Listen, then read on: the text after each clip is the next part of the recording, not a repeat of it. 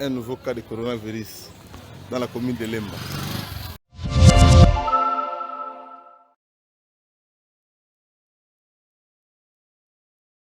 Ye mtu akoti si malade wana ye mtu abandaki kwa voyager mingi. Oh, ye mtu ana malade wana oui.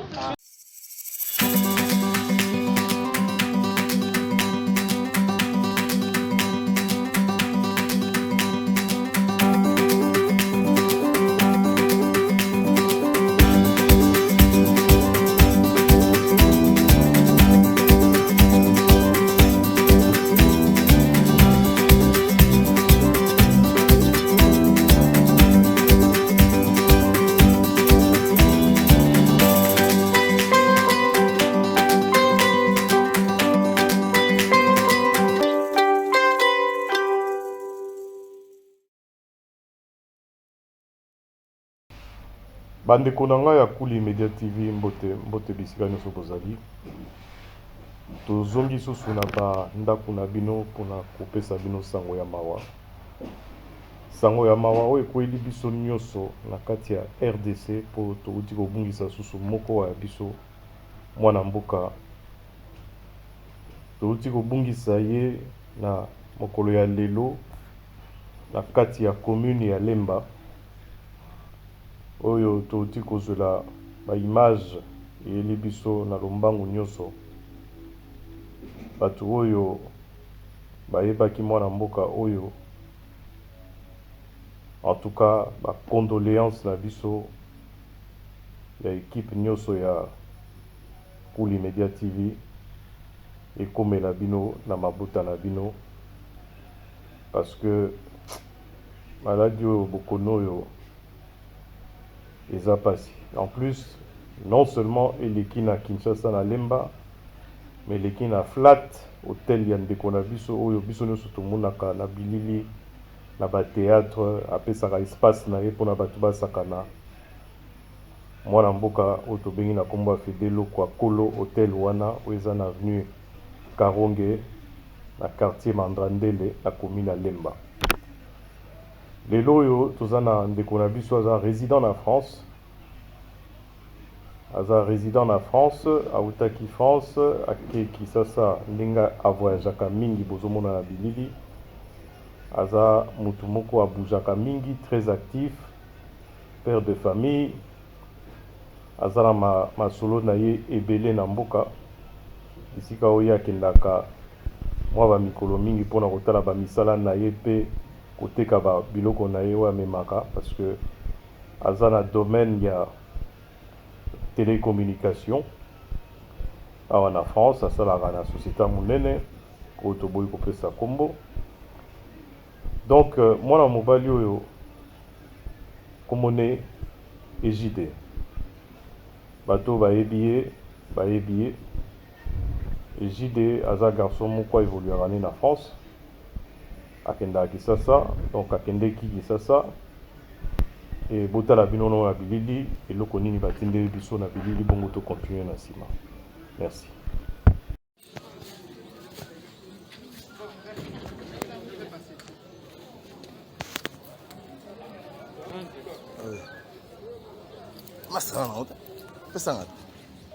Un nouveau cas de coronavirus dans la commune de Lemba. La personne vient d'être décédée. Arche de Noé. Il y a des services. Ah, bon, il y a fini. Ah, bon, ça. Ah, tika. Il y a un nouveau cas. Il y a les gens de l'INRB, il y a le bourgmestre qui est là. Donc, un nouveau cas. Donc, soyez vraiment prudents. Le corona existe. Ma famille, je suis là présent. Je suis en train d'assister dans le nouveau cas du coronavirus. Moi-même, je suis là. Donc, vraiment, soyez prudents. Il y a un décès du coronavirus à l'hôtel Arche de Noé à Lemba. Soyez vraiment prudents. Et voilà, il y a le bourgmestre adjoint qui est là, qui vient d'arriver. Donc, c'est vraiment un problème.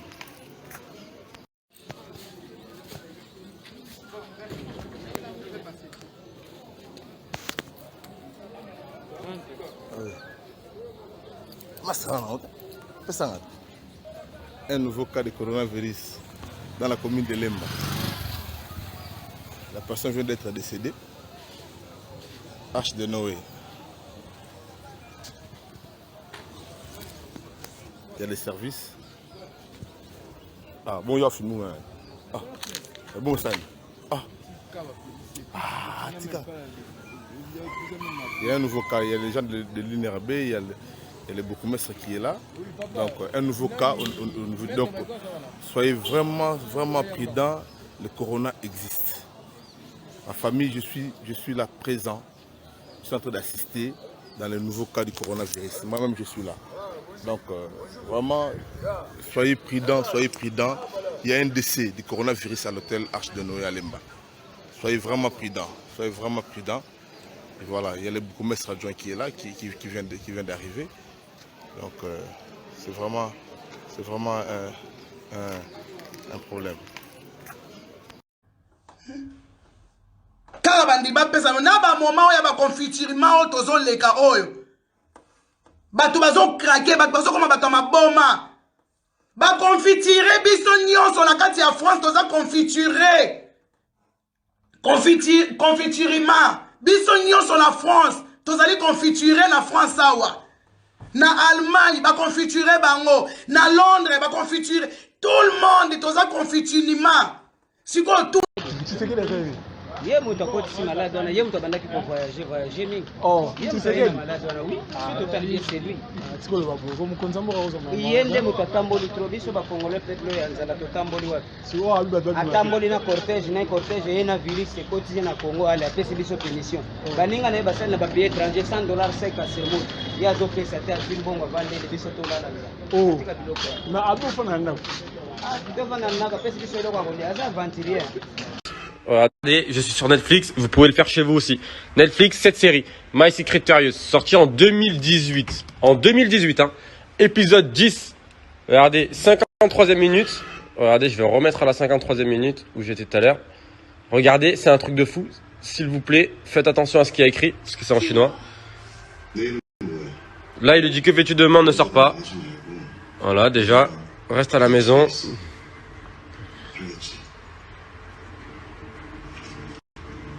Regardez ce qui se passe là. 자세한 건 좀 더 조사를 해봐야겠지만 변종된 코로나 바이러스입니다. 코로나면 혹시 메르스? 메르스, 사스 바이러스의 유전 정보를 지닌 패밀리에 보면 돼요. 코로나는 호흡기 질환을 일으키는 대표적인 바이러스. 2015년 메르스 사태 때 사망률이 20%가 넘었죠. 근데 20%는 무기를 쓰일 정도는 아니지 않나요? 아까도 말했다시피 이건 변종된 바이러스예요. 누군가 인위적으로 사망률을 90%에 육박하도록 올린 것으로 보입니다. 90%? 그보다 더 심각한 건 코로나 바이러스는 평균 2일에서 14일의 잠복기를 거치지만 이건 노출되면 단 5분 내에 폐를 직접적으로 공격하도록 인위적으로 변종을 했어요.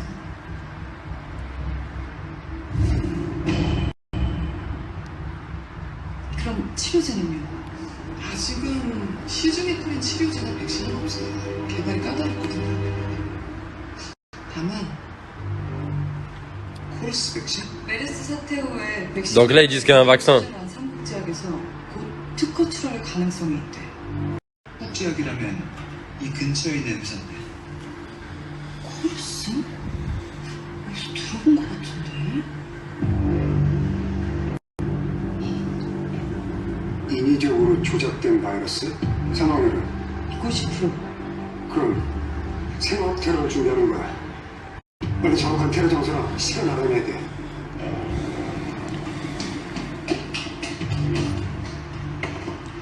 이게 뭐야? 제가 어제 분명 여기서 코러스 프로젝트라는 단어를 들었거든요. 사장님이랑 시장님도 한번 들어보세요. I completed the test and How did it go? the injected genetic material successfully adapted. It's time to start the second step of course project. How's it going so far? Second step is almost. 에린 씨, 그 유라빠라는 이철승 씨 번호 좀 빨리 알아봐줘. 그 이미 여기 있는데. bandeko na ngai ya bacongolais vraiment nayebi te basala biso ndenge nini nayebi te basala biso lolenge nini vraiment tozomona na bilili oyo tomoni bourgmestre Aïe. Bourgmestre, soi-disant vice-président bourgmestre Aïe. Yemoko alati bagan. Nazo comme maman zela no 2 secondes pour nazo enregistrer en même temps. Yemoko alati bagan. Kolata bagan lati wana. Azana elo côté na zolo na ye, elo côté na monoko na ye. Yo moko papa yo mtotine biso ba vidéo oyo. Yo moko zo ba koza sur place, muta kufi na ka ya corona, boza bino tout à proximité, boza ba distance respectée te. Bino nyonso boza wana, oyo moko pe olati gante, ochepe logo na monoko te, ozotinde biso ba vidéo lobi non c'est grave. Mais ozoye ba te ndenge ni obanda ko se protéger, to yebisa ba ninga ndenge ni ba se protéger. Mais aux monde a dit que tout ça, tu as habité à Tchabisoni na mitu na biso ba Congolais vraiment. Muta kufi na corona na isika wana na lemba. Déjà périmètre wana nyonso puisque batu ya inerbe baza wana, il fallait ba sécuriser périmètre wana mobimba pour ça là que ba travailler na ba condition moko ya bien déjà, ba lata ba tenue na bango ya protection, peut ba protéger bato baza aux environs. Mais bino tout aux monde bino na vidéo boza wana. Bozobelela quoi. Mais tu yebi que corona ezali. Siko yom tozo présenter mission, so okufi lobby to sa ngeni. Yom ko vice bourgmestre ye wana na bagan pembe ko kanga zolo no ko kanga munoko no. Ce n'est pas possible. Oh là là là là. Bande ko na Kuli Media TV bolandi ndenge to landi ndenge na xibino ba bilili oyo.